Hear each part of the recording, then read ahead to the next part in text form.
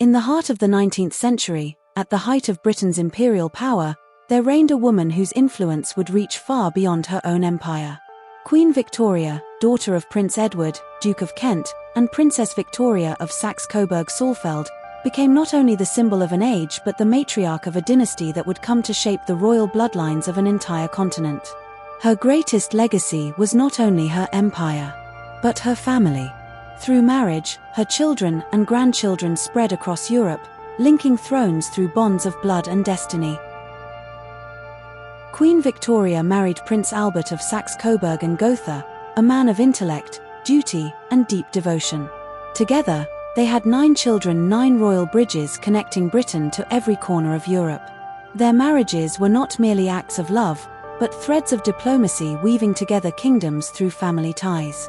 From London to Berlin, Copenhagen to Moscow, the same royal blood would one day flow through nearly every European throne. The eldest, Victoria, Princess Royal, married Prince Frederick William of Prussia, later Emperor Frederick III of Germany. Their son, Kaiser Wilhelm II, would one day rule the German Empire, a grandson of the British Queen, destined to stand on the opposite side of her own nation in the Great War. Her second child, Prince Albert Edward, later became King Edward VII of the United Kingdom. From his line came King George V, Queen Elizabeth II, and today's King Charles III, the living continuation of Victoria's British legacy. Her third daughter, Princess Alice, married Louis IV, Grand Duke of Hesse. From their line came Princess Alix of Hesse, later known as Empress Alexandra Fyodorova, wife of Tsar Nicholas II of Russia. It was through Alice's lineage that Victoria's blood reached the Romanovs and met its tragic end in the execution at Ekaterinburg in 1918. The fourth child, Prince Alfred, Duke of Edinburgh, married Grand Duchess Maria Alexandrova of Russia, daughter of Tsar Alexander II.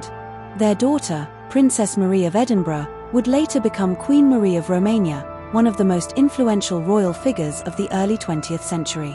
Princess Helena and Princess Louise remained in Britain, marrying into noble English families, strengthening ties between the monarchy and the aristocracy. Prince Arthur, Duke of Connaught, carried Victoria's blood into Scandinavia. Through his descendants, the royal line extended to King Gustav VI Adolf of Sweden, linking Victoria's name to the modern Swedish royal family. Prince Leopold, Duke of Albany. Born in 1853, he was Queen Victoria's youngest son. He married Princess Helena of Waldeck and Pyrmont, and had 2 children, Princess Alice and Prince Charles Edward, the latter born after Leopold's death. He suffered from haemophilia, the inherited royal disease, and tragically died in 1884 at only 30 years old after a fall caused fatal bleeding. And lastly, the youngest and most beloved Princess Beatrice, Victoria's darling child. She married Prince Henry of Battenberg, and their daughter, Victoria Eugenie, became Queen of Spain through marriage to King Alfonso XIII. Even today, King Felipe VI of Spain carries the blood of Queen Victoria within his veins. By the dawn of the 20th century, nearly every royal house in Europe was connected by one woman, Queen Victoria. The King of Britain, George V, the Kaiser of Germany, Wilhelm II, and the Tsar of Russia, Nicholas II, were not just rulers.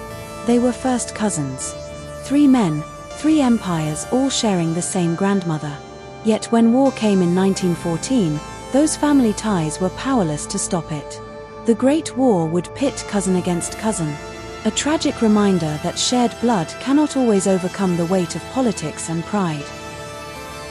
When Queen Victoria died in 1901, her reign had ended. But her dynasty had only just begun. Her descendants went on to rule or marry into the royal families of Britain, Spain, Sweden, Norway, Denmark, Belgium, and the Netherlands. Across Europe, her influence could be traced not through conquest, but through kinship. She was called the Grandmother of Europe. And rightly so, for her legacy still lives within the crowns of modern monarchies. Even now, more than a century after her death, the echoes of her lineage remain. From Buckingham Palace to Madrid, from Stockholm to Oslo, the blood of Queen Victoria still flows, a living reminder of how one woman shaped the destiny of nations. She ruled an empire upon which the sun never set. And through her children, She built a royal web that would never fade. This was Queen Victoria, not only a ruler of her time, but the mother of Europe itself.